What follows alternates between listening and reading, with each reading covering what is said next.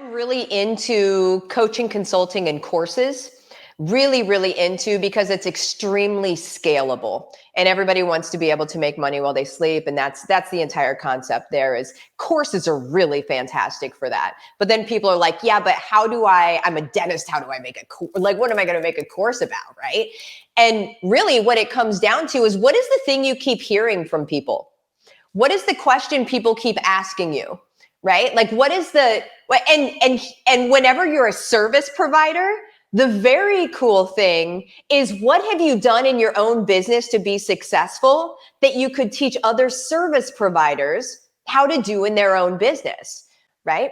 And so that's the first thing that I would, like, if I'm talking to a dentist, I would say, okay, what are your clients asking you the most that you could maybe teach somebody how to do in a course?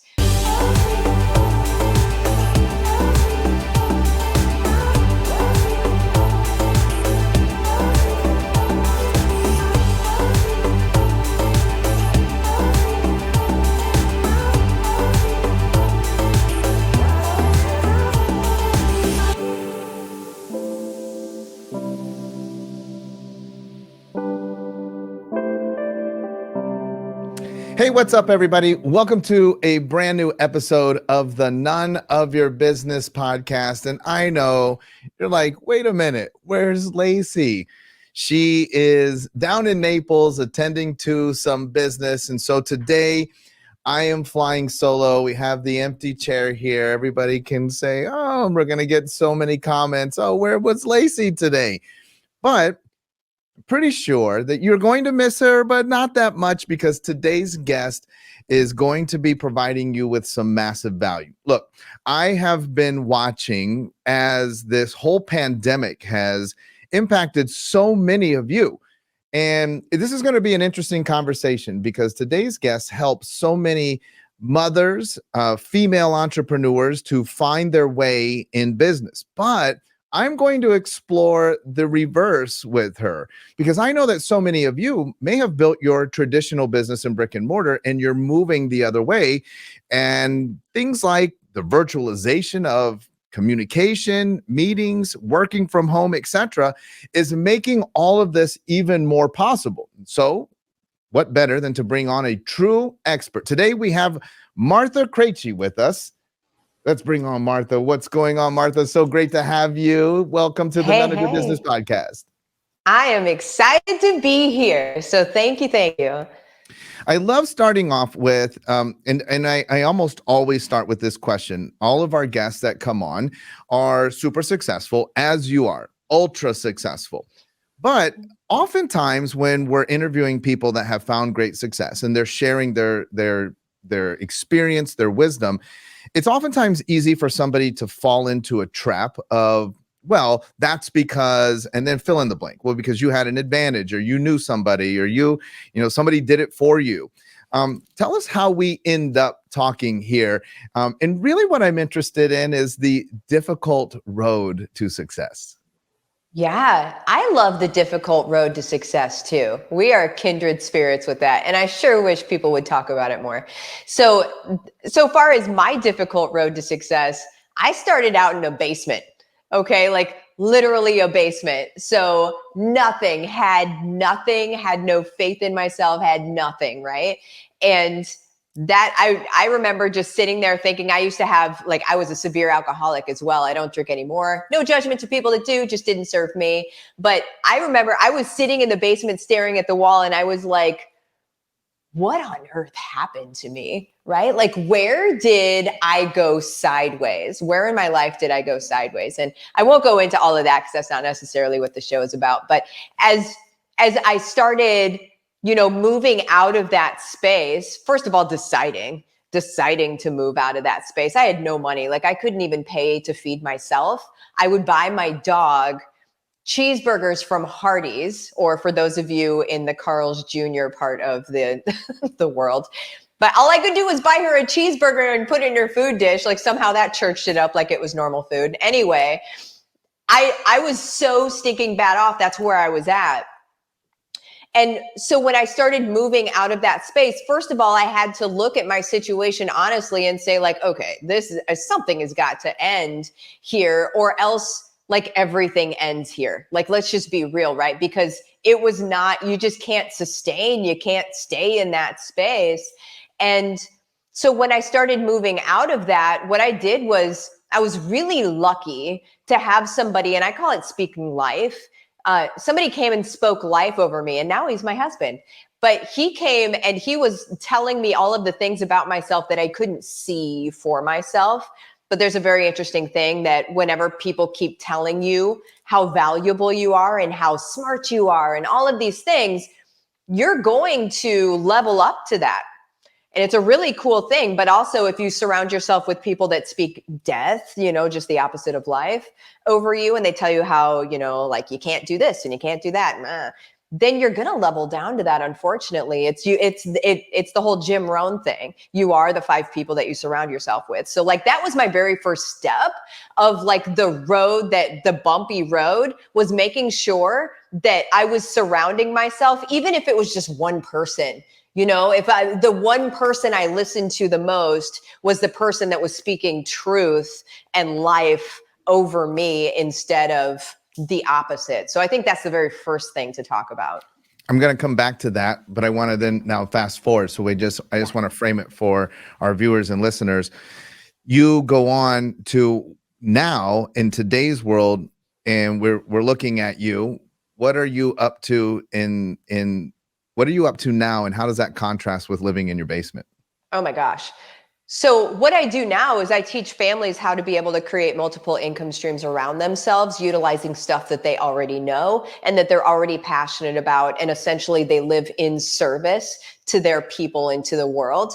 And that's what I'm doing. So we're putting families back together again, right? So there's the parents aren't working for hours away and things like that. But I do that in an online capacity. So I can show anybody, for the most part, how to move the business that they're working in right now. Whether it was already online, I can help them optimize that. But if it's like brick and mortar, how to be able to create an online leg, so to speak, of that business, of that same business, but just create an online capacity. So you've also got revenue being generated over here. And that's what I get excited about. And it's typically about building communities, serving that community, but we really gear down and focus in on what those people actually need and uncovering different income streams that you may not even be seeing. We're going to get to that, but I also want to, so I just got to get all these foundational elements out of the way. I love it. That sounds nice. But I know already you'll be comfortable with the question, but I would have asked it anyways. That sounds nice, but you're doing very well. You're making a lot of money doing this, because I think a lot of people would be like, okay, yeah, I want to do that. Tell us, you don't have to give us, I'm not asking for your P&L, your balance sheet, but you're doing, how much money can you make by converting yourself into providing an online version of yourself? My family makes 7 figures a month. All right. Now that we have that, 7 figures a month. Yeah. What is the difference? Because you said like, well, the show's not about that, but I do want to tackle this. What is the difference between that person in the basement and that person right now sitting where you are? What's the difference? Because I think that a lot of us ask that question. We look at other people. People are looking at you and saying, look at what's so different about Martha and me. So answer that question of what's so different about Martha in the basement and Martha today. Oh man, nothing and everything. But the nothing is I'm the same person. The everything is the confidence that I've developed in myself. Once you become confident and once you believe that you can actually do something, there's a confidence that then comes after that. But then the confidence that comes after it fuels the ability to spend some time learning different skill sets and learning things. So if you don't have the confidence and the belief in yourself, you're not going to spend the time that it takes to be able to learn these different skill sets, because you're going to think it's a waste of time. And so that's really the difference. All right, so let's start breaking this down. Our viewers all do, well, I can't say they all do, but typically they work in the service industry. So they provide a service that they believe can impact and can change the world. Mm. Putting this online oftentimes is difficult because let's say I'm a hairdresser. Let's say that I'm a massage therapist. I might be a physical therapist, a dentist. What is the online transition of what it is that I'm doing? A lot of times they get trapped. And I believe that you use the word in a cage because they actually become handcuffed to their very business. And what are the first steps that you would suggest that we begin to free ourselves from that handcuff and look at the virtualization of our knowledge base? Yeah, so I'm really into coaching, consulting, and courses. Really into, because it's extremely scalable and everybody wants to be able to make money while they sleep. And that's the entire concept there. Is courses are really fantastic for that. But then people are like, yeah, but I'm a dentist. How do I make what am I going to make a course about? Right. And really what it comes down to is, what is the thing you keep hearing from people? What is the question people keep asking you? Right? Like, what is and whenever you're a service provider, the very cool thing is, what have you done in your own business to be successful that you could teach other service providers how to do in their own business, right? And so that's the first thing that I would, like, if I'm talking to a dentist, I would say, okay, what are your clients asking you the most that you could maybe teach somebody how to do in a course, right? Like, how to sounds silly, how do you take care of your teeth, right? But how to maybe how to be able to help your kids get less anxiety about going to the dentist, how you yourself could have less anxiety about going to the dentist. And maybe then you bring on a hypnotherapist to come on to help maybe even bring people into that space. So then you bring in what I call super friends. I imagine everybody walks around with a cape that everybody can't see. And so you bring in your super friends to be able to really I just said be able twice, to really be able to help serve your people in that space. Now that's from a client perspective. Now, for other service industry people that are, in alignment with what you do, you think, okay, what have I done in my business that's really made me successful? What's been the difference? What is the thing that we do that everybody else seems to not get? And so some people are afraid as heck to teach other people what they do, because then you think that all of a sudden you're creating competition, right? But the opposite is true. You're actually creating a community of other service providers that now trust you, because you're the one that stood up and said, listen, I'm successful here and I want you to be too. And so there's two things that you could start off with. And I love that. I mean, a lot of our viewers and listeners are a part of our community called Black Diamond Club, where we are attempting to level the playing field. Giving everybody the same tools and advantages that everybody else has. And what that does, I mean, and it's so cliche when you say rising tides raise all ships, but the reality is it creates a standard by which the rest of the world begins to be able to operate. And not only that, there's so much crossover, right? I always talk about how, the drive-through is a banking industry innovation, then it moves into fast food, but having that advantage of being able to cross over, it really does help everybody to innovate, helps everybody to better serve. And that's really where we're coming from, at least on this podcast, is service to humanity. Let's say now that I have figured out what I want to make my course about. So many people, that's exactly precisely where they get stuck. So they're like, okay, I know what I want to make the course, but then I don't know what to do next.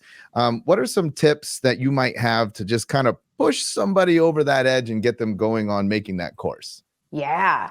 Well, I think the reason that a lot of people are scared to make courses is they think really far out, because all of us, even though I'm a business strategist, I know that all of us go up 30,000 feet and we look down and we're like, yeah, but when that's done, what happens, right? And so it keeps us from doing the thing, because we're like, but I don't know how am I going to actually sell this thing? Why am I going to spend time doing this and then not be able to sell it in the future? So you really need to focus on how you're going to sell it first and then work back. So the how you're going to sell it part is creating community. And it's as easy as a Facebook group or using Circle or using, some people use Mighty Networks. There's all sorts of places that you can create community that are literally built to be able to do that, right? And so the community that you're creating, you bring them in with like little nuggets that then lead up to the program that you're delivering, right? And so the little nuggets are quick wins. It's important for people to be able to get a quick win so then they can start developing trust in you. A lot of people don't like to give those gold nuggets first because they feel like, well, if I give them this, then why are they going to buy my program? Listen, why are they going to buy your program without it? They have no idea to be able to trust you and to know that you're actually going to get them where they want to go. So create the community, go ahead and create the community, and then start creating the program because you know how you're going to be delivering and actually selling that program. So we don't even use ads. We do everything organically, and it's all within community and serving your people. And it's simple as heck. It's just, you have to do it, and you have to be consistent about doing it. So then people can develop trust in you. So you consistently show up, you're consistently there for them. They're going to buy what you're selling whenever you create it. So then if we work back, now let's create the actual course itself. What you need to do is you need to do the first step. You need to grab your software, right? Like, what software are you going to make it in? There's many different softwares you could choose. And so that's, at this point, you're just looking at which software you want to use. Quite frankly, it's the easiest thing. And as I look at, people are always like, what software should I use? I mean, I tell them what I use, but at the end of the day, there's none of them that are really that different from each other, So the main thing that I would look for in choosing a software is I would pay more monthly for them to not take part of my sale. Because there are some softwares that they take a percentage of your sale. And there are other ones that you actually pay a little bit more for monthly, not a lot, but a little bit more for monthly, that aren't going to take a percentage of your sale. Because listen, if I'm selling, 7 figures a month in courses, I don't want any percentage going to anybody else. I'll pay the flat $200 a month or something like that in order to not have to have a massive kickback, because you're already going to have your payment processor kickback, which is what, 2.4% through Stripe or something like that. But that would be the first thing that I would look at. And as soon as you start, using it, just set your stuff up. I am 100% in agreement. In our book, None of Your Business, by the same title, we teach the concept is this: create community, isolate them, which you're saying, put them in a Facebook group, Mighty Networks, put them somewhere. You can't just have this, that you need some sort of a boundary, a way to speak to them at the same time, and then make sales offers proportionate to the amount of trust that you have earned through your community. And so we're just putting out these nuggets, we're gaining trust and credibility, and we're scaling them up. On the sales side, we teach a concept called pre-selling. So we could drop in the community and say something like, if I did a course on X, Y, and Z, how many of you would be interested? Comment, I want it, if you would like it. And the course isn't even created yet. You're just saying, hypothetically, if I did this. Then if we get enough interest, it's already pre-sold, and then we can go and actually create the course.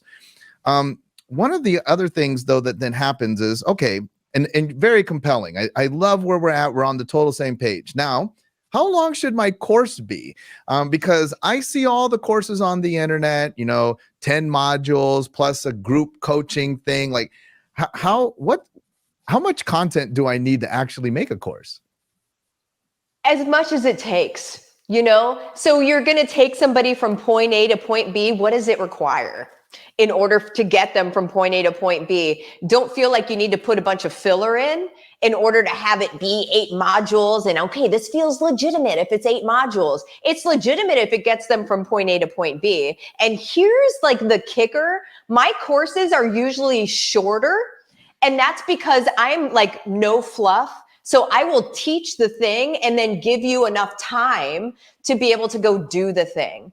Not a lot of people are going to want to look at your video that is 60 minutes long, something like that, in order that here's what's going to happen.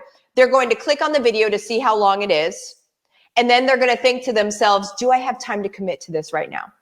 And how many of us, during the day are like, okay, I have 60 minutes I could commit to learning this thing.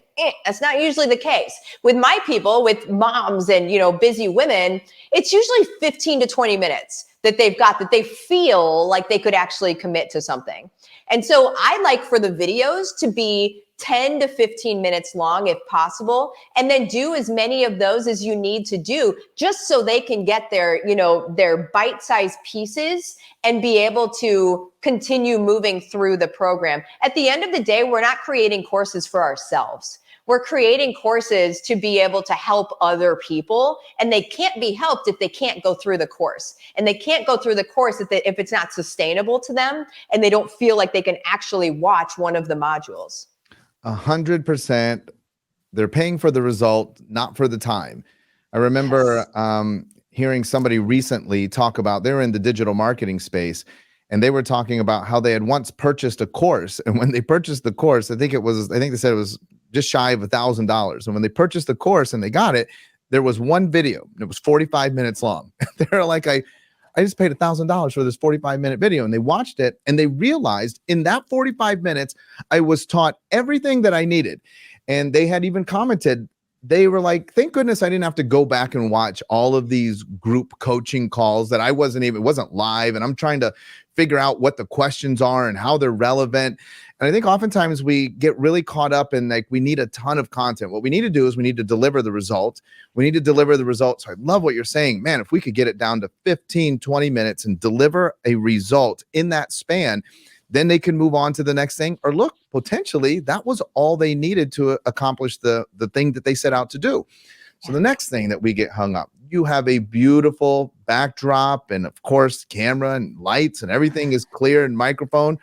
People have this idea and they're ready to roll, and then they just get frozen because they think they don't have the right equipment to record the thing. What do you say to those people? Oh man, get a free Zoom account, have a meeting with yourself and record it. That's the easiest way to just use what you literally already have. But people will ask us about our setup all the time. And we have like a DSLR camera and a bunch of stuff. But really, if you want like a better looking picture, grab a Logitech Brio. It's like I think Logitech just boomed in the pandemic, by the way, because I think everybody was out buying these things. Like I should have picked up stock, but that's all you need. Grab that. It's like super cheap. Throw it on your computer and the picture is beautiful. They're like 4K things. So there's that. And then so far as your background is concerned, build that up as you want. Nobody really cares. It's just, as we've just built it up, because I've been making, I've got Lego stuff behind me because I like making Legos. I have a picture of my dog as a lawyer. And there's like a little bag. It's just stuff that means stuff to me so that my people, they're able to see themselves in the stuff back here because they're like, they can connect even more if it's somebody that's just starting to see me. But if you don't have that in the very beginning, no big deal. You could even just have like a plain white background or the wall behind you. It's totally okay. What matters is what's coming out of your face. It doesn't really matter what's behind you. Just build that up as you go. So let's move on to coaching and or consulting. So I make my course and I get some traction. Of course, I want this to be evergreen, but there's something called alpha decay where it begins to fade a little bit, but I want to maintain, I'm talking about 7 figures a month. I want to maintain my revenue stream. And so I decide I want to go into coaching. Now, this is a double-edged sword, in my opinion, because now, and this will be the question, because now I'm literally converting myself and I'm selling time for money. And precisely that's what you had said was a lot of people are trying to escape.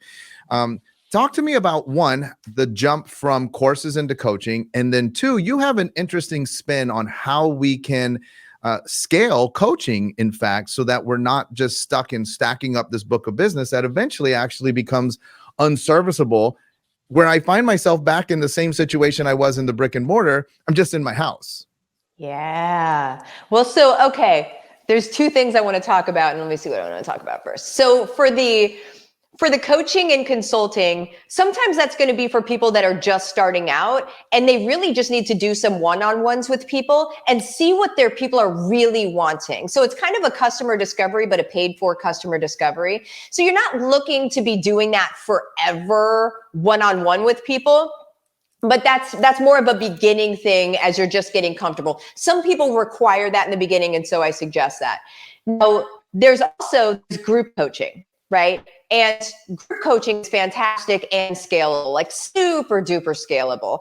So group coaching is really where you choose a topic and then you offer, for people to be able to join into it in a nominal fee. Mine's like $97 a month. It doesn't cost very much because times X number, it's okay for you to show up every week because you're getting paid to do it and it totally feels okay. Now, what I've also created is, here's the second part. This is like the let's do this part, is I've created my own team of business strategists. And they're trained by me to do what I do. And so if somebody wants to work with me directly as a one-on-one, it's going to cost X amount of dollars. But with my business strategists, with my people beneath me, I get a little bit of what they make, but then they're also able to make money as well. So it sounds like something that we're familiar with, right? So it sounds like what a lot of businesses and service industry businesses are moving towards. And this is like the multi-level, whatever you want to call it. It's like MLM. But other businesses are moving toward this model as well. And essentially, you bring people in, they do the same thing that you're doing, and then they get a cut and you get a cut.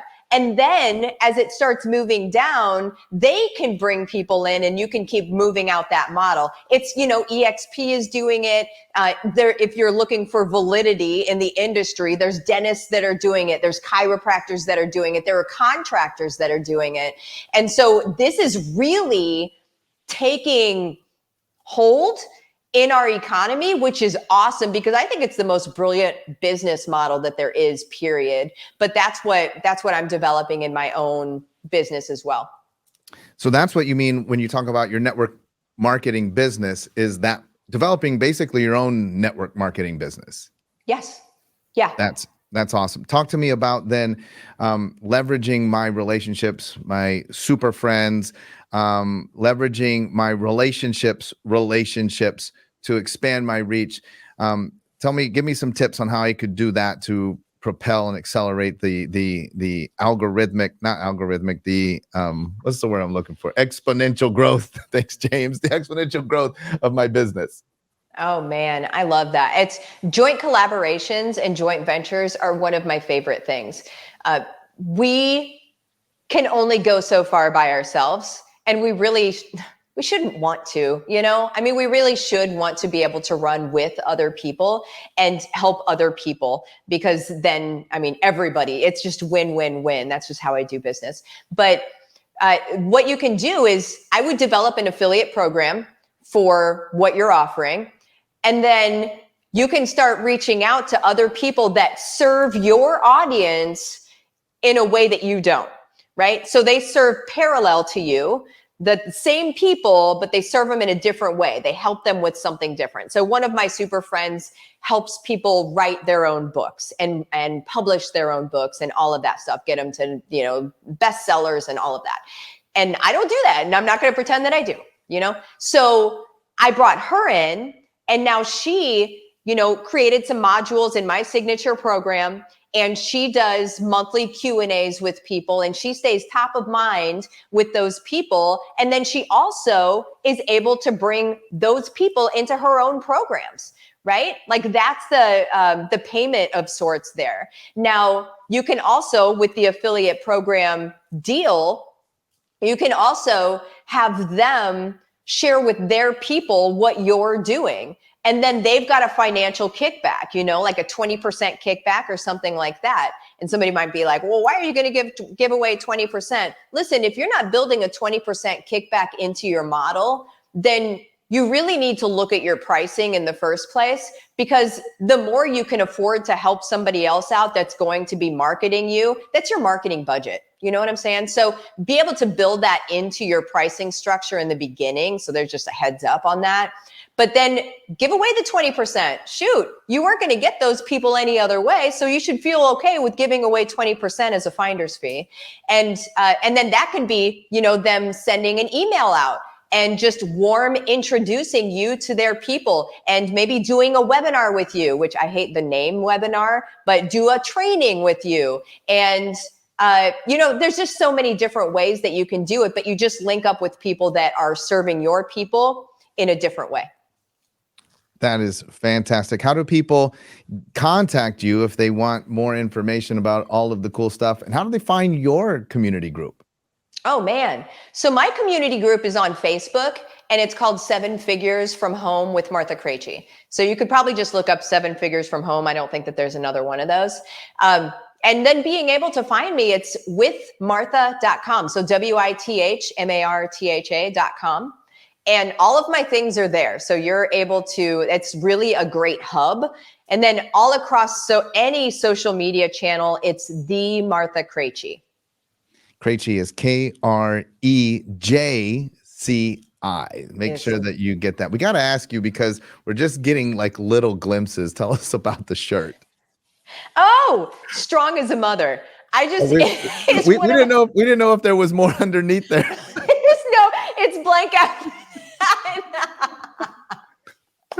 That's awesome. I love really that. Good feedback. I love the tagline: Mama, wife, and lover of life first, CEO second. Last question for you, Martha. How do people? This is somewhat of a trick question, I get it, but how do people then, because this is all fascinating and people are definitely going to want to do this, but how do you find your success?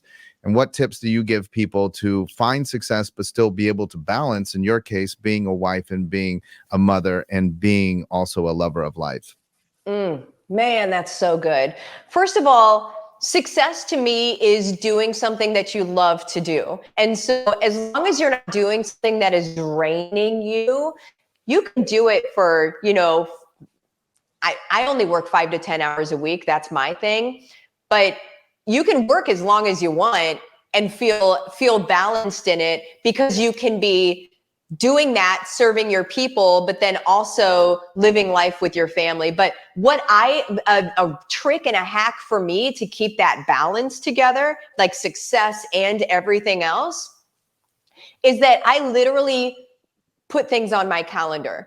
And so I even put my time. So I've taken my daughter to Awana at church tonight. That's on my calendar. It's going to happen. Anything that's on my calendar, it's kind of like the teleprompter with what's his name from Anchorman. If it's on my calendar, I'm going to do it. So I put everything in my calendar. So there's, time with my daughter at night. And it may feel at the beginning, when you hear that, you might be like, that feels disjointed, but it's not. It makes sure that it happens, because if it's not on the calendar, then I might start spending time in doing something else. So for me and myself, I know that I need to be able to see it and say, okay, shut everything off, plug the phone in, and let's go hang out with my daughter, right? Like that for me, that's what I have to do. I'm very type A and alpha, or else I'll just keep going. And so for me, that's what works really well. I love it. You can contact Martha at www.withmartha.com. She's on all of the social networks. You can find her there. I see her popping up on some of my friends making comments, so I'll have to connect with you as well.